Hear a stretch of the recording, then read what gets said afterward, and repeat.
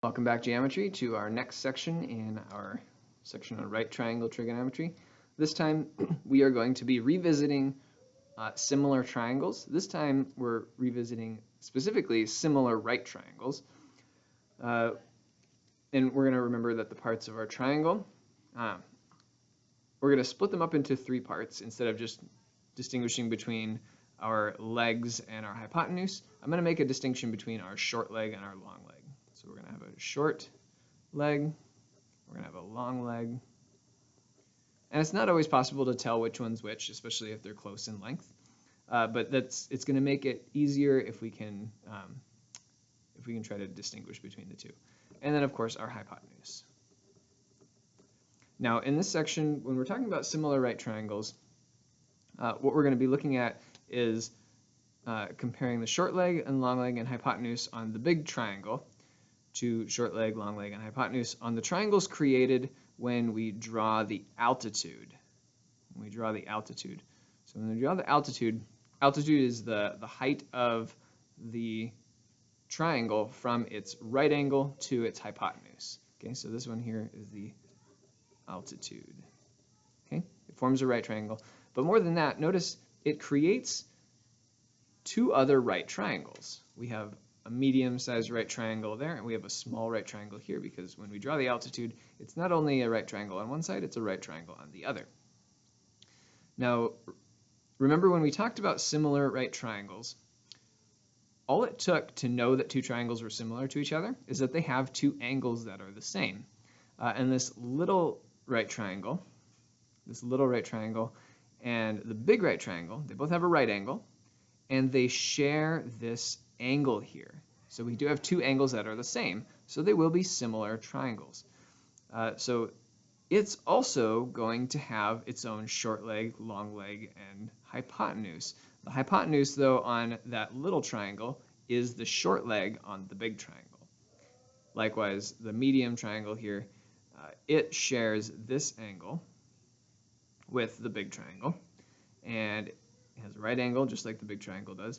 Its hypotenuse will be the longer leg on the big right triangle. Now, before I get too ahead of myself trying to label everything in this triangle here and getting it all cluttered, I'm going to instead I'm going to draw this out as three triangles. So this one here, let's throw some labels on here. So I'm going to call this A, and this one B, and this one C, and then this one D. So this little triangle, I'm going to orient it so it's flipped the same way as the big one. So it's going to look like a miniature version of the big triangle. But I'm going to put all the labels on there, just like they are here. D is the right angle, and A is the kind of bigger acute angle there, and C is the third angle.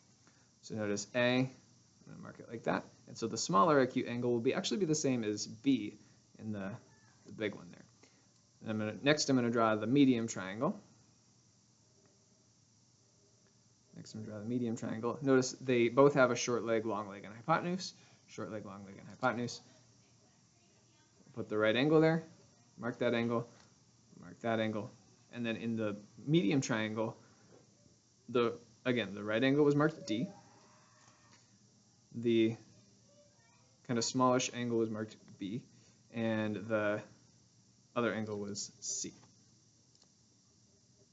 So notice the C doesn't correspond with that same C. The D's correspond with C in the big triangle. So when we talk about which triangles are the similar ones, I'm going to say triangle A, B, C from the big triangle is similar to triangle A, B, C. I'm going to go A, C, D is similar to triangle C, B, D. Okay.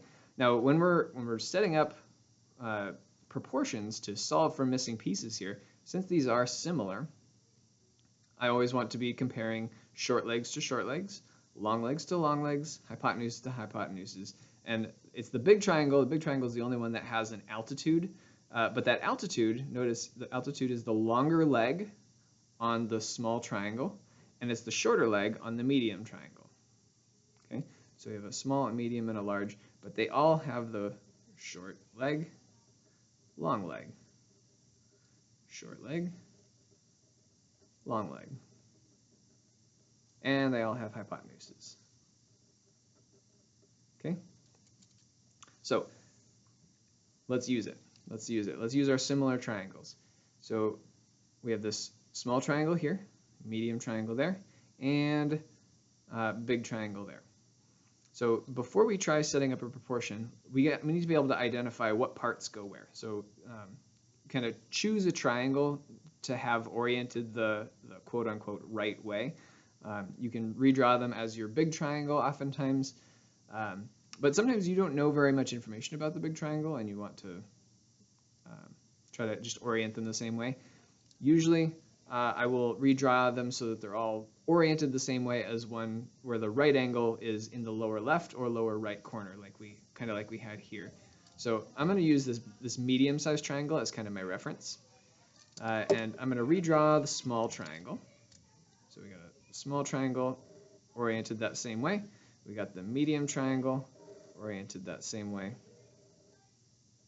and I'm going to reorient the big triangle so it's oriented that same way too. Okay, so this little triangle, we know its short leg is 7. The medium triangle, we know its longer leg is 17, and its hypotenuse is x. And then the big triangle, notice the big triangle we kind of have to flip around here. The big triangle, its longer leg is x. The hypotenuse on the medium triangle is the longer leg on the big triangle. And we don't know the shorter leg on the big triangle, but the hypotenuse is this 7 and 17 put together. So we're going to add 7 plus 17 to find that this is 24. And if we look at the corresponding sides, notice x is to 24 as 17 is to x. Longer legs correspond, the hypotenuses correspond, and we don't really know enough about the small triangle to set up any proportions with that one. But we're going to be able to set up a proportion with these two. So x over 24, compare hypotenuse to hypotenuse, is equal to the ratio of the 17 to x, long leg to long leg. Okay? Then we can use the cross products to solve. So x times x is x squared. 24 times 17, let's see what that is. So 24 times 17 is 408. So 408. Take the square root. X is, and I know that 4 goes into 24, so when I multiply it, I know that 4 is also going to go into this 408. 4 goes into 408 102 times. So the square root of 4 is 2. We'll leave the square root of 102. We'll leave the square root of 102 there. It doesn't factor any further. So that is the value of x. So if we have the altitude drawn in a right triangle, we can split that right triangle up into 3 similar triangles, and we can compare the corresponding sides. So here we got an altitude drawn in a right triangle. So we're going to redraw this out as 3 triangles. Make sure it's clear that we have a short leg, a long leg, short leg, a long leg, and make one a little bit bigger than the next one. So we have a small triangle, medium triangle, and a big triangle. So on our little triangle, notice short leg, long leg. Our shorter leg is 8, so I'm going to put the 8 on the short leg. We don't know any other measures there. If we're finding the value of x, I think this was intended for, this x is supposed to be right here. 15 is the longer leg on the medium triangle, while the x is the longer leg on the small triangle. X there, 15 there, and the x here, x is the short leg on the medium triangle. And the only measure we know about the big triangle is the 8 and the 15 put together, 23.